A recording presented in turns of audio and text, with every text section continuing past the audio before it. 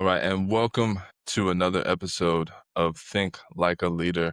Today's episode, we have William Bissett on the show. He's a certified financial planner, and he's the founder of Portis Wealth Advisors. Brings a wealth of experience from his decade-long tenure as the president of a fast-growing RIA in Maryland and his leadership in the Financial Planning Association. He's also the former host of the Speaking of Startups podcast with over 100 episodes under his belt, and he's dedicated to mentor with the RevTech Labs and launch Lake Norman. He's passionate about building exceptional teams at Portis while balancing family, wellness, and a little bit of fly fishing there as well. So let's go ahead and dive in. William, thank you for joining me on the show today, man. Yeah, Dorian, thanks so much for having me, man. I'm Yeah, excited. no, absolutely. First question I want to start off, and we kind of joked about it a little bit offline, but I want to talk real quick. What's the daily self-talk that you currently have that drives your current leadership decisions today? I want to start there. Yeah, so it's a really good question, and there's probably two different answers to it. And as I said earlier, I'm gonna go negative first, and then I'll finish it off with a positive component to it. Man, there's not a day that goes by that I don't question my ability to do it. Right. So I think probably every single day, I have sometimes glimpses and sometimes long periods of time of questioning whether or not I have any idea what I'm doing and why in the hell is anybody listening to me. And so it kind of pushes me, right? Like I've got to be better. And so I'm constantly trying to figure out how to be better, right? Like what can I do? What can I listen to? What can I read? How can I be a better listener to employees and to clients and make that impact? So that that constant self-doubt in my head is to me not deserving to be where I am is certainly one component of it. But then, I mean, the other component of it is, right, I mean, we sit there and we listen to employees and we listen to clients. And as we kind of fully engage in the conversations that we're in, um, you recognize as I've grown and become more mature and learned and read and done all the things that you do in fact have a wealth of knowledge to pass on, right? And that you do ask good questions and that you do put them in a position to succeed. And so it's that constant give and take of I'm not good enough and then at the same time trying hard to lean into the fact that I do have experience and knowledge and things that can help people achieve what they're trying to do, whether it's in the office with employees or whether or not it's directly interacting with clients and helping them understand what they're doing and where they're going. So self-doubt maybe is the answer. I appreciate that honesty though, right? Because I think in that answer that you gave about self-doubt, and I want to dive more into it, because there's a weird dynamic that happens. And you could either go one or the other way when you see self-doubt. You could either seek growth or let it take you. And you've sought growth even through the self-doubt by pushing through, saying, I may feel this way, but I can be better. I can do more. I can show up, at a better pace because of the self-doubt. So I find that to be interesting. And then you said that you talked about something that I talk about is the gap versus the gain, right? Where in that moment of that self-doubt, you take a second to realize, well, I have done a lot. I want you to kind of just walk me through, and I know you said it's a daily thing, but walk me through like a scenario in which that has happened, let's say recently, where you may have initially woke up that day saying, I have 7 calls, I have to do all these things. And then the opposite actually ends up happening. If you have any like stories or examples like that. Yes, it's really cool. So, hey, I love Gap Again, right? Great book, great concept, right? Like, I think I mean, it is, as he says, it's the entrepreneur's dilemma. We constantly reset our goals and we're so far away from those goals. But when we turn around and look backwards and think about how far we've come, there's that old movie. I can't remember what the name of it, what it was, but it was the movie where they're at football practice and the coach put a player on the guy's Yeah. back. It made him go as far as he could, and he said go the full distance of the field, and you'll do it. And then self doubt, he's not going to be able to do it. Next thing you know, of course, it's a movie, so it made it all the way to the end, right? Like you just get there, you just don't think you can. But recent example would be like yesterday. So team of 5, kind of 6. We've got a 15-year-old son, a 12-year-old daughter. So my son was away at camp, and he had some other things going on earlier in this year. I was like, look, second half of the summer, you've got soccer kick rounds and weightlifting on Monday, Wednesday, but on Tuesday, Thursday, you're going to come into the office and we've got some data integrity issues that I want you to work on. So yesterday was his first day of coming into the office. And so wake up yesterday morning, naturally I can't sleep because my son's coming into the office for his first official day, Yeah. right? And I mean, it's right there, right? Like, what do I have to teach the kid, right? What happens if I can't get him to do what I actually need him to be able to do, right? Instantaneously is that um, I can't do this, right? Like, what if I can't do this? I guess is the better saying. And then, I mean, naturally, unfortunately, he comes into the office. He sits in on a couple of client meetings with me. We actually get to go watch Ray Lewis yesterday. He was in That's town at so cool. the Charlotte Football Club luncheon, and Liam sat next to a friend of ours who had invited us, and got to interact with him, and so he got to do like client meetings, and he got to do the Ray Lewis, and then we did right, like he learned a lot, and my wife came and picked him up yesterday afternoon because I had another meeting to go to last night, and she said he's the entire ride home, I mean 25 to 30 minute ride home, he just vomited out of the mouth of all the things that we did during the day and how much he, quickly learned as a result of it. So, it's just, again, every day, right? It was yesterday. I woke up yesterday morning thinking I wasn't going to be able to teach my kid to do the basic data integrity and be a professional. I mean, naturally, you overcome that stuff. And it's just those little things. Every time something new happens, those are naturally going to come up. And then when they don't happen, right? I mean, I don't know if I've had self doubt yet today, but it's only 2 o'clock Eastern time, right? I still got another 9 hours, 10 hours to get there before I go to bed. No, but I appreciate you sharing that because to me, the fear is a big thing, right? And self doubt is basic to me a form of fear, and then, but I'm hearing that, and like I felt some self doubt. I feel self doubt before every interview, to be honest with you. I feel it right before I turn on the mic, setting up my equipment. What if this is not right? Just a second ago, we were having technical difficulties, and in my mind, I was like, I knew something was going on, but then I reeled it back in. Dude, you're fine. It's not as big as you make it. And I think that's what self-doubt really turns into at times, where it's a fear of something that actually doesn't exist, Like self-doubt is fear of something in the future. You're doubting something, your capability of doing, I can do it or I can't do it. But you've already now written yourself off if that's what you believe. And in reality, you haven't even have given it a try yet. You haven't even put the pedal to the metal, so to speak. To have that self-doubt, it's like you're creating your own reality or manifesting your own life or however you want to put it. So you're basically writing your own ticket. It's natural and everything too, right? I mean, we sit here, I mean, you think about, I mean, I played high school soccer, and then you listen to every athlete talk, they're nervous before every game, Yeah. right? They still have the butterflies. I mean, gosh knows we got the British Open starts tomorrow. And you talk about 2019, Rory Rope hooks a drive on the first tee because he's got butterflies because he's playing in front of his home fans, right? And he's nervous. And then, if he wouldn't have rope hooked the first drive, he probably would have been fine. But hey, you're nervous on the whistle, and then as soon as the whistle was blown, you go straight into I got this because this is what I do, right? And so, I mean, athletes have that butterfly, that's a version of self doubt, right? It's those nerves that say, what's going to happen. And then, everything else takes over. And it's the same thing in a professional life, right? You're nervous until you fall back on your instincts and you say, I got Yeah.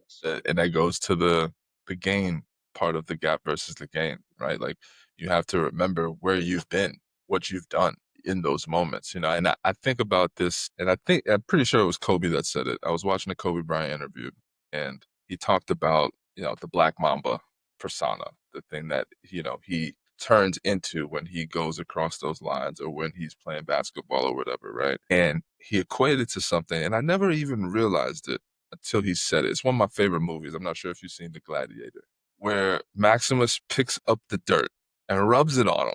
And he said that was the moment he decided it's go time. We're in it. And I think you should have that for everything that you do, right? For me, with doing the podcast, I literally tell myself, yo, you're the best podcaster of this side of the Mississippi, big dog. You're all good. You're the best. I just started, but I tell myself I'm the best this side of the Mississippi, man. It's and that's a funny quote my friend used to say. It's like I'm the best driver this side of the Mississippi, but like I take it for everything, And my day job when I'm doing certain things, it's like no, I'm the best analyst on this team. Period. Right, and you have to put yourself in this a frame constantly and every single day, all day, because life has these challenges. Life has the setbacks. So I don't know. It just made me think of that moment, especially for that Kobe Bryant, that interview. What's one thing that you've recently learned in your experience? You've been with your company, business owner, entrepreneur. It's a grind. We know that. What are some of the lessons that you've learned through your experience? And what would you tell someone that's either early in their career or trying to make a transition and how to do so? The transition of entrepreneurship, Into ownership. ownership. Into ownership, basically. Yeah. The short answer is tomorrow's too late, right? Like, if it's worth doing, it's worth doing today. And that's it's hard to really understand, but you're never ready, right? Like if you wait to be ready, you can't read enough books. MBA is not going to help you. Psychology degree.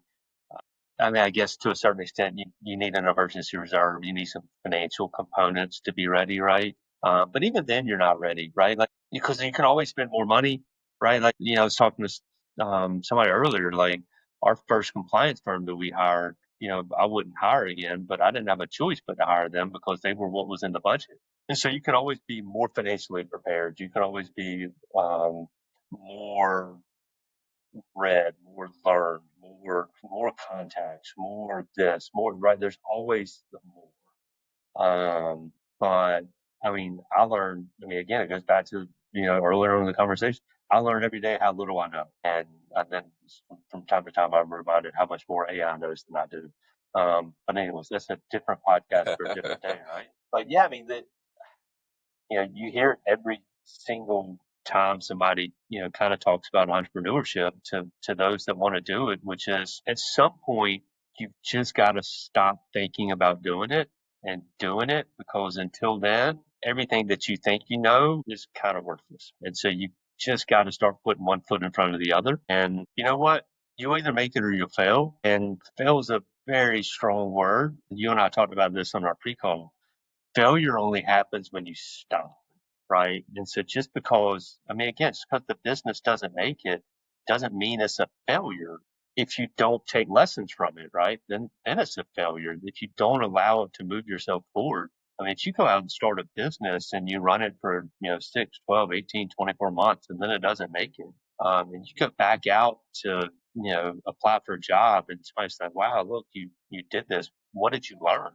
Boy, you just blew somebody out of the water that had an MBA, right? Or had a whatever, because you're sitting there and you can say, man, I did this and this was right and this was right. And I missed on this, but man, this was a really big learning experience. Yeah, I mean, it might not work in your favor. I mean, I've got failures in my past as well, right? But man, if they didn't propel me forward to where I am today, I mean, I'm a fraction of the person I am today without my failures Yeah. or learning, whatever you want to Yeah, call them. I think that's the same for everybody too, and it's feedback, right? If you shift failure to feedback, it allows you to grow. Kind of circling back to how we initially started this conversation with the self-doubt, right? You choose to grow instead of fall and quit. And I think that's a takeaway there where that's the choice you make. It's a choice whether to quit or use it as information. Because that's really all it is. And I think that for anyone that's listening, you have to fail in order to figure out what you're not good at, so you can learn what you're good at, so you can do that thing. Yeah. I mean, you talk to startups and, I mean, they'll tell you the exact opposite, which is fail fast and fail often, right? The sooner you fail is X, the more you know that didn't work and the next one is what I'm going to give a shot at, right? So, um, the old cold calling, it takes 100, somebody tells you it's going to take you 100 phone calls before you get to your first sale. That person's going to pick up the phone and they're going to make 100 phone calls really quick, right? Um, Anyways, whereas if they just tell you dial until you pick up a call, And that's a very, or pick up a sale. There's two different ways to frame that conversation. You're going to get it at 101 or call until you Yeah. get one. I think, Which goes back to the leadership thing of, we talk about from time to yeah. time. And I think that's a good, segue because you talked about, the leaders that you work with. And I know you work with business owners that are generating between what you said, 1 to 5 million net profit typically is kind of the clients. So, what's one of the common mindset challenges that you see that they face, when they're either planning their financial futures or planning how their business runs in finance? And how are you, as their coach or their advisor, helping them overcome these things, these common mindset trips, basically? Now, so we do. I mean, and what we found out in working with with business owners over the course of the last, kind of sort of 20 years, but more directly, kind of focusing in on it over the course of the last 5 or 6 is they run excellent businesses, right? Like, you don't get to, 20, 30, $40 million in sales, 1, 2, 3, $4 million in profit by running a crappy business or not having an idea of how to execute that particular craft, right? But you can't get there. So, yeah, they built phenomenal businesses, but uh, they've oftentimes created almost blinders to keep them focused on just continuing to move forward and not execute on the things around them, right? And so, I'll go to a kind of a classic scenario. We'll just pick on a plumber, right? Plumber starts off his plumbing business, and because he's a great plumber, and all of a sudden he's got more houses than he can handle, so he hires somebody. Well, and then now he's got another person and another truck, and he hires another person. Now he needs an admin to keep control over it. A third truck, he's got tools.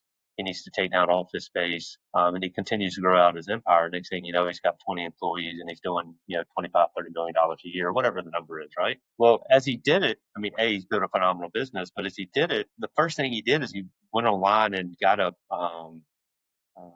you know, um, filed with the Secretary of State for his LLC. He maybe got an operating agreement on one of the legal Zooms or something like that, or he went down the street to his buddy that does general practice law and he got that. Contracts are probably old as dirt, probably never been revisited. His insurance, he just grabbed an insurance policy to cover him at first. And then every time he added an employee, he went back to the insurance agent and said, well, I've got another employee, I've got another truck, I need this, I need that. And so all of a sudden you can see he's stacking success on top of success, but it's not done in a manner where he's thinking strategically about, is that the right decision for what I need? Whereas now he's got 10 different insurance policies all stacked with the same person. Is that the most efficient way to go about running a business? Almost certainly not.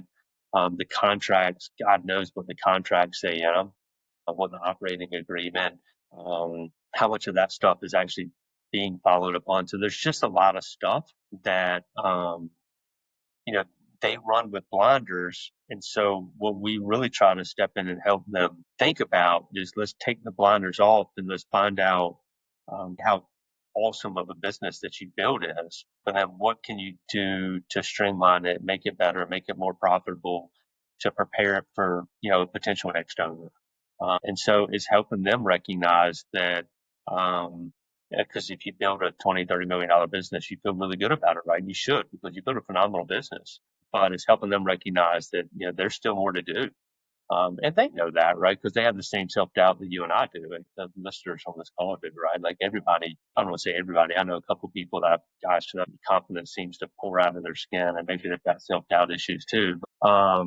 Yeah, so they've got similar mindset, which is, um, am I doing the right things? Am I doing it in the right way? And so, they're comparing, right? Like, is somebody else doing it the same way, or should I be, Yeah. right? Like, they're all doing the same thing that we're doing, which is, comparing, self-doubting, and wondering what it is that they can do better. Yeah. Well, I think that's, first off, really cool that you get the opportunity to do that and work with these business owners that are generating a lot of money, right? Because you get to see, oh, they're generating all this money, but they just happen to be really good at the thing that they do, not necessarily the business of what they do. And I think that's a huge takeaway, a huge takeaway. And I think that can be equated to leaders as well, where, in corporate America, people that are good at their jobs move up the ladder. But when you move up the ladder, there's a leadership responsibility that typically comes with it. And most are not taught how to be leaders. They're taught how to be managers. So breaking it down for them and removing those blinders, I think is important. But for everyone, remove your blinders. Sometimes you gotta have your focus. You gotta be locked in because to me, do anything, you should be great at it. Like you should want to be great at it, right? But there are also other things that come with the back end of it. So I commend you for being able to do that and work with high profit individuals because they have to come to you with, throwing their egos out of the door and just say, please help. You know what I mean? Especially if they want real growth within their industry. Yeah, no, I mean, it's, you'll learn really quick that, I mean, again, we all have our questions that we're trying to solve. It just goes back to, again, when you talk about, the person that's thinking about becoming an entrepreneur. I mean, 30 years into the business, these people still have questions, right? I mean, 10 years into the business, I still have questions, right? Like, you're always going to have questions. You're always going to have self-doubt. And I mean, it's the same thing with employees, right? I mean, our employees are trying to figure out how to be better. They have that they have that self doubt too. Like, I mean, we're halfway into the year, employee reviews or whatever come up in 5 months. I mean, how many people out there wonder, internally in their head is, am I good enough, or is AI going to Yeah. replace me? Or right, as a leader, what are you doing to help your employees also understand what can they do to continue to succeed and grow as an individuals and employees, and for promotion and new opportunities? Right? You don't want your employees to be hired away because you trained excellent employees, but create an environment where everybody wants your employees because you've done such a good job of training them. And then hopefully your employees won't leave because you've done such a great job of creating leaders and people that just want to continue to be around you, that you're kind of unbreakable from that perspective, right? Yeah. And I wanted to ask you, like, what approaches have you been taking, since you've been in this position as a leader owner for a while? And, employees are different, that it's personalities, it's environment, where they're from. Like, there's so many factors that come into, first selecting who you work with and who works with you. But how have you allowed or created an environment for them to want to stay and grow? Because I think that's something that's missed, where sometimes if you go to a big corporation, you're just now another number, and here's the job that you need to do. And if you don't do it, we'll find someone else. How are you fostering that relationship with, your employees and helping them love and learn to grow within themselves personally? Yes, we've done gap in the game with our Nice. employees, right? So we did it as a company, which was kind of fun. Where's the company today, and where do you want it to be? And we just picked an arbitrary 2030 number, right? So, and then I kind of filled in the gap as to how far we've come, so that we started to put that into an actual Word doc or a working document. And then we've done gap in the game with them, right? This, where do you want to be? What do you want to benchmark? And then remember when you came to me 3 years ago, how young or how not ready for this were you? And then how do we continue to support you in a way that allows you to become what you want to become and continue to march upon this fast pace that you've been on for a couple of years that you've been with us. And then, I don't know, man, I worked for a company from 2005 to 2015 that was very closed door. It was lack of communication. And I get it, right? I mean, everybody has their own different style associated with it. And I told myself back then that if I ever had my own firm, I would be open. And so I'm open, man. I make mistakes, right? Like I'm scared. I got no idea what I'm doing. I think I do, but I really don't. And so, I'm very willing to admit faults of my own with my employees and open up that dialogue, the fact that it's okay to, right? I mean, it's okay to make a mistake. I mean, I make them, right? If we're going to make them, we've got to own up to them, and we got to figure out we're not going to make that mistake again. And so, we've done gap and gain. We'll do it again later this year when everybody's back in town. And then we'll look back at how far they've come from last year. And then, again, being open and honest about, I have a saying in the office, nobody bleeds out on the operating table here at a financial planning firm, right? Which basically means if you make a mistake, it's not going to kill somebody. But if you make a mistake and don't own up to it and figure out a way to make it better, then we don't grow as an entity, right? Like we've got to grow together, and we got to grow by taking ownership of things that go right as well as things that go wrong. So anyways, those are just I guess, a couple of the things. And somebody would probably come in and from time to time tell me I'm a little bit too open, and that's probably a fair criticism, but It's part of, that's where yeah, I I am. mean, it's part of your journey at that point, but what you said something that I want people to understand. A lot of people don't care of the personal development of the people that they work with and work for and who work for them, right? You said something that you do a gap and gain assessment with your employees. I can tell you not many big corporations do that. And some most probably small businesses don't do that either because they don't even know that that type of level of like that level of care is what keeps people with you, right? There's something about personal development when someone cares about your growth as a human instead of are you good at the job that you do, right? Because gap and gain does that for you. It allows you to see the growth that you've already had, and then it gives you a vision goal of where you want to be. That's what it's funny. That's what sparked a little bit of why I wanted to do this podcast and my obsession with leadership because of an experience I had when I was a loan officer. I was working as a loan officer out in Charlotte, and I'll never forget it is a guy named Richard Drexler, the owner of the brokerage was his son, Matthew, right? Richard Drexler was a guy, I mean, when I tell you, he's an old guy. He had to be in his 70s, close to 80s. But he had experience working with somebody we probably both know, Jim Rohn, right? We've probably heard all his seminars and stuff. And he had the privilege of working with him, a long time ago and things. And in this company, I've never seen anything like this. Everyone had a one-on-one with him. It was over 100 people. Everyone had a one-on-one with him, talking about exactly what you just talked about. Vision, goals, where you've been, where do you want to go? And that changed my entire mind of whoa, these people care. It made me want to be there all the time because I had a community of people that I knew were on the same path of understanding where they're going, and there's a vision that they're trying to go towards. And you doing that is what's going to allow your employees or whoever to say, but as a leader, I think there's a takeaway here where understanding that you need to care at a deeper level than just can you do the job that I hired you to do is pivotal. It's huge in leadership. Do you agree? Yeah, absolutely. I mean, again, we go back to Ray Lewis being in town yesterday, and he talked about his football camps. Every one of his campers that comes through, he spends every camper gets 12 minutes with Ray Lewis. So cool. And, he said, same thing, which is, he talks about, Code Red and how, kids and the suicide rates among kids and everything else is so high because, um, it's always this, Yeah. right? We're always in this. And the phone is just so disruptive. Um, and nobody listens to us anymore, right? So we just have a crisis of, I mean, essentially, right, a crisis of leadership. It's such a great thing that you're doing this podcast.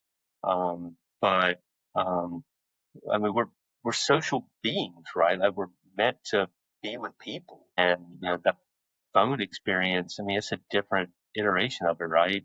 It's comparative, right? We're constantly comparing ourselves, and so just have somebody sit down and listen, and get you out of compare mode and help outline how you as a person can get better, right? Like, I mean, how cool would that be if every company in America sat down with their employees and outlined, um, and the job review just wasn't, check the box, check the box, check the box. I covered this, and it was, what do you want to be, right? Okay, that's cool, that's awesome. I'm excited for you. How can we help you? How can we support you? No, that's a stupid idea. I'm just kidding. I wouldn't say that. But hey, look, if we're being honest leaders, hey, look, based on what I know about you, I don't know if that's a good idea. And then tell why, right? Don't just say that's not a good idea, and then just leave them blank. Oh, why is it a good idea? You have to at least give a reasoning behind it. And if you're someone that they trust, if you're someone that's shown previously that you care about them, they'll listen to you because they know you have their best interest at heart. And it's a mark of a leader, in my opinion. It's one of the biggest marks of a leader. But I want to talk to you real quick about this. You told me about your garage gym. I want to dive into that, man, because I think the importance in what I believe the story you're gonna tell me is about resilience, basically. Going from, what would you say you were, what, 90, benching 90 pounds or something like that? Or like, yeah, Yeah, tell the story where you exactly. said, Yeah. So now, I mean, look, I played soccer back in the '90s, right? And soccer players back in the '90s didn't lift weights. My brother lifted weights and some, right? We had a bench with, I don't know, probably 150 pounds of weights to go on it or whatever. And graduated high school, we couldn't lift 95 pounds or we couldn't bench 95 pounds. Never looked at weights. I went to college and drank beer and did stupid stuff. And then came out of school and took a desk job and started to gain weight. And somebody took a picture of me in Baltimore. We were at Baltimore Ravens game or Baltimore Orioles game, sorry. And I was talking to clients and they took it from the side and I saw it. And I was like, oh my God, I'm becoming my dad, mm, right? Like, I'm balding, which I'm still balding, but nothing I'm going to do about that one. But I mean, you could just see I was just gaining weight in all the wrong places. And so I came home and I bought a rower and I was cheap because I'm just cheap. I bought like a 50 $75 rower off of Amazon back in 2013 or 2014. And I started rowing in the afternoons after I worked. And I was in this distance group with a guy that in a CrossFit gym. And so I was talking to him one day and he asked me, he's like, what do you do to work out or, cardio or whatever? I thought, oh man, I was like, I just started rowing a couple months ago. It's like, I've lost like 2 or 3 pounds. He's like, man, you lost water weight. He's like, yeah. He's like, come to my gym and I'll teach you how to work out. So, I mean, it's just, it goes back to leadership, right? Like he saw somebody that didn't know how to work out and he invited me and I was like, Josh, I don't know how to work out.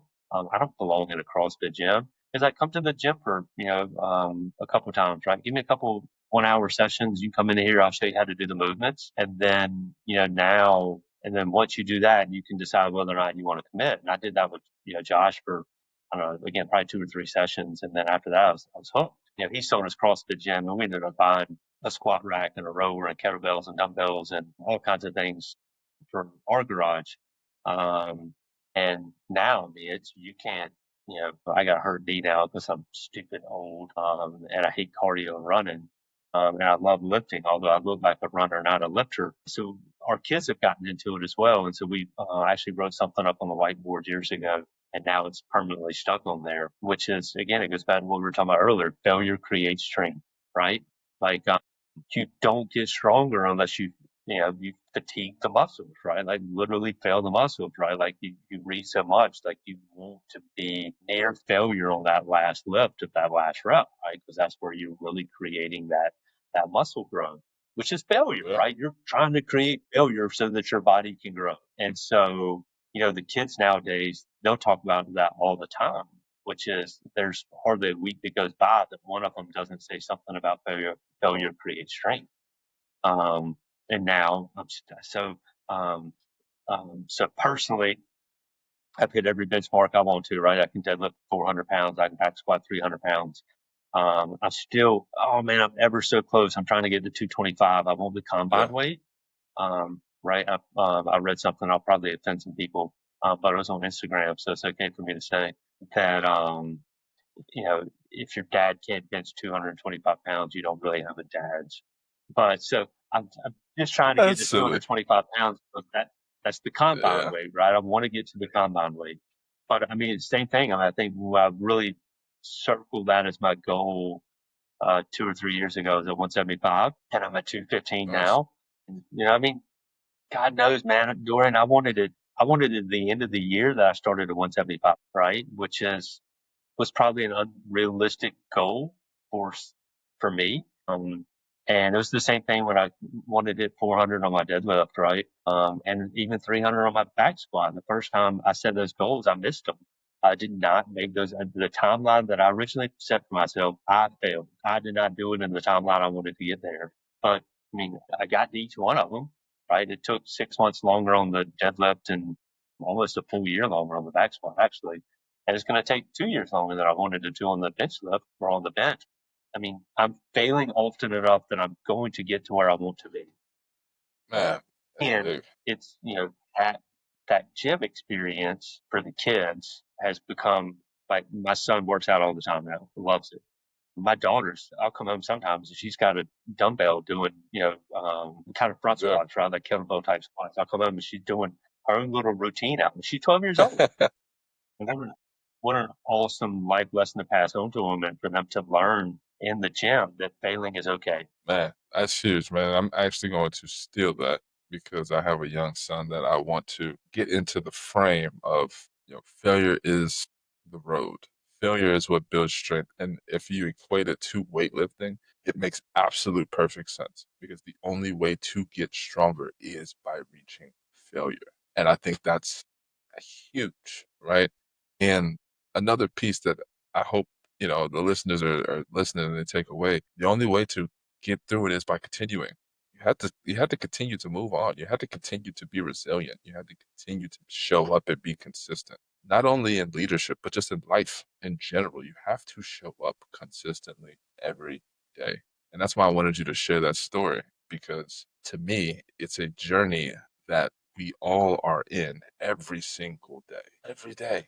And when you just realize it's every day until you're not here, it should let you just breathe a little bit, knowing this is never going to stop. I have this joke with my wife all the time. I'm like, we're always going to have to wash dishes. And that's silly, right? But I think about that in like every day, there's going to be dishes in the sink. And every day, somebody or something will have to wash them or put them in the dishwasher or something. We got the good knives. Well, we ain't putting them in the dishwasher. We got to wash those knives every day if we're using every day, no matter whether you want to or not. You got to do it. Or whether or not you broke one yesterday, right? You still got to watch all the other ones Still today, got to right? 100%, Yeah. 100%, So your point is every day you got to show up, right? No matter what happened no yesterday. matter what happened. So no, I mean, yeah, it goes back to employees, right? Like, and we make mistakes, right? Just because we made a mistake doesn't, we can't hide from it, right? Take ownership of it and grow from it, right? Failure, growth. So, but if you yell at everybody every time they make a mistake or they do something, then they're going to hide, right? They're going to hide that mistake. They're going to cover it up. So I mean, you've got to accept the fact that, and even if it causes you to lose a client or a relationship or something like that, you know, doing the right thing is the best thing in the world to do. Yeah. And it'll come back, right? You learn, you grow, you'll power through. And I mean, gosh knows, trust me, it hurts to lose a client, especially at the wrong times. But you do the right thing. And I'm a firm believer that doing the right thing leads to good results. Integrity, man. Integrity. God made that word for a reason. I'm not sure you're religious, but for me, that's a word right there. Integrity. Take up. eh, That could be a full success book in its own. Just that one word, integrity. Yeah. Because it's, you're working with universal laws at that point, cause and effect, like there's so many things that stem back to that one word, integrity. Just be integral.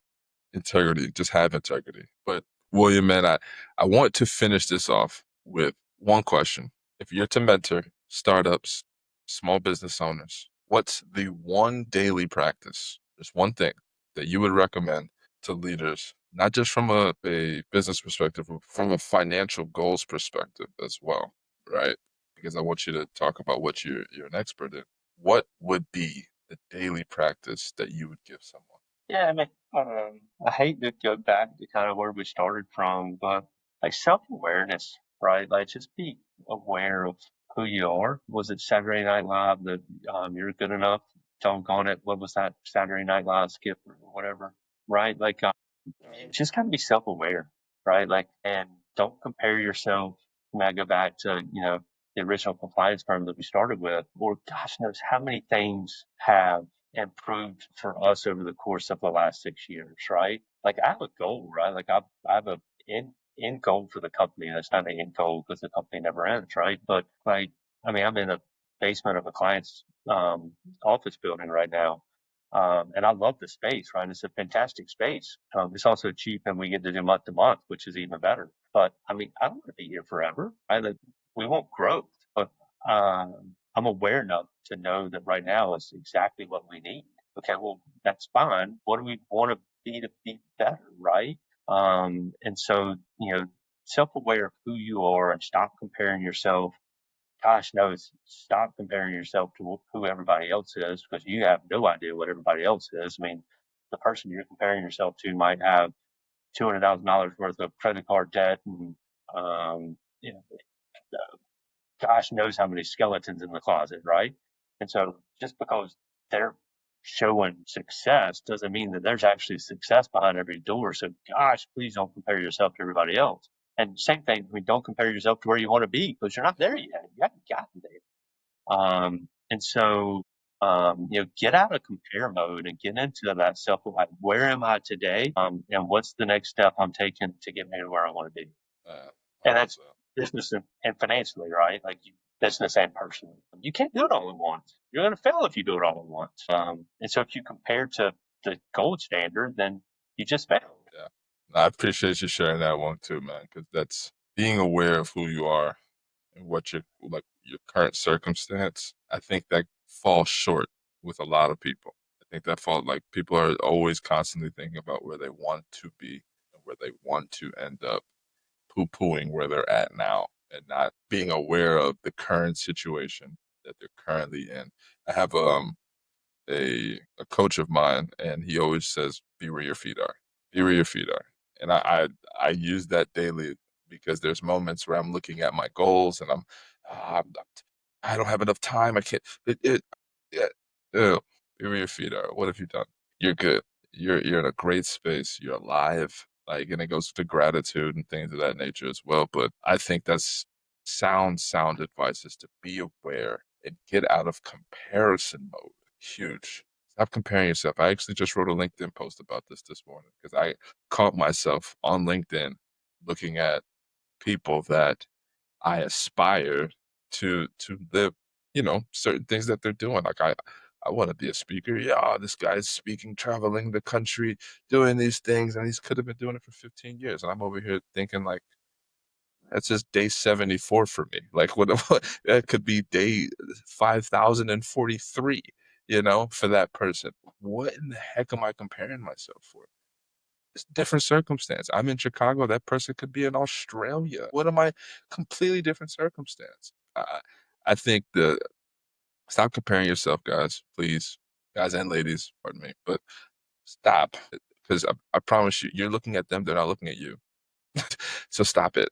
Right? You should only be looking at you versus you every day. Every day. Be a better, be a better person of yourself tomorrow than you are That's today, it. right? And keep inching That's forward. it, man.